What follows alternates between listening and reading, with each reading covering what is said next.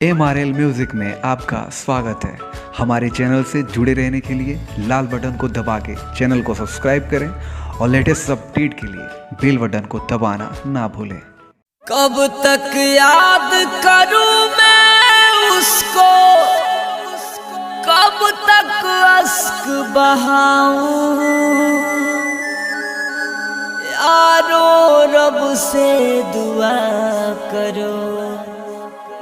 मैं उसको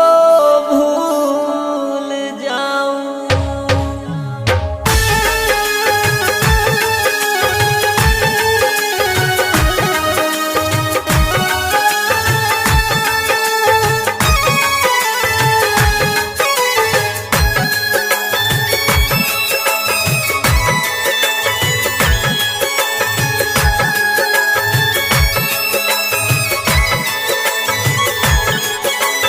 कब तक याद करूं मैं उसको, कब तक अश्क बहाऊं, कब तक याद करूं मैं उसको, कब तक अश्क बहाऊं, यारो रब से दुआ करो मैं उसको भूल जाऊं, यारो रब से दुआ करो मैं उसको भूल जाऊं, मैं उसको भूल जाऊं, मैं उसको भूल जाऊं, मैं उसको भूल जाऊं, मैं उसको भूल जाऊं, यारो रब से दुआ करो मैं उसको भूल जाऊं, यारो रब से दुआ करो मैं उसको भूल जाऊं।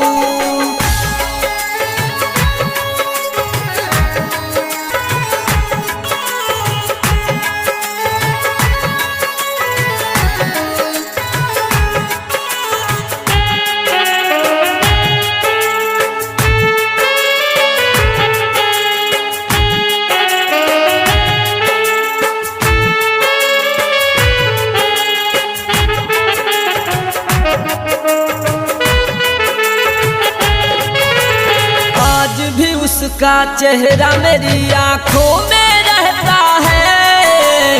उसकी चाहत का एक दरिया इस दिल में बहता है,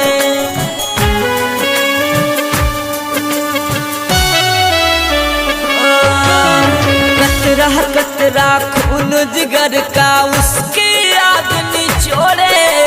सारी दुनिया छूटी उसकी याद न पीछा छोड़े, दिल जलता है कैसे उसको दिल के दाग दिखाऊं, दिल जलता है कैसे उसको दिल के दाग दिखाऊं, यारो रब से दुआ करो मैं उसको भूल जाऊं, मैं उसको भूल जाऊं, मैं उसको भूल जाऊं, मैं उसको भूल जाऊं, मैं उसको भूल जाऊं, यारो रब से दुआ करो मैं उसको भूल जाऊं, यारो रब से दुआ करो मैं उसको भूल जाऊं।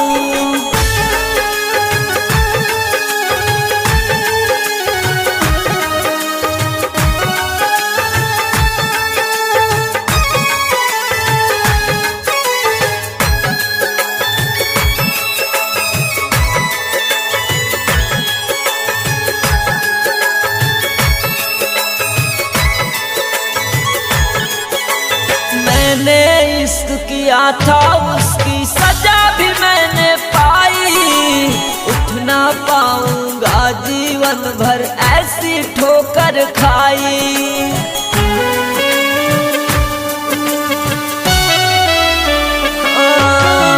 सब कुछ करना इस दुनिया में दिल ना यार लगाना, मेरे जैसा इश्क तुम्हें भी कर देगा बेगाना, आंखें बंद करो तो उसको अपने पास में पाऊं, आंखें बंद करो तो उसको अपने पास में पाऊं, यारो रब से दुआ करो मैं उसको भूल जाऊं, मैं उसको भूल जाऊं, मैं उसको भूल जाऊं,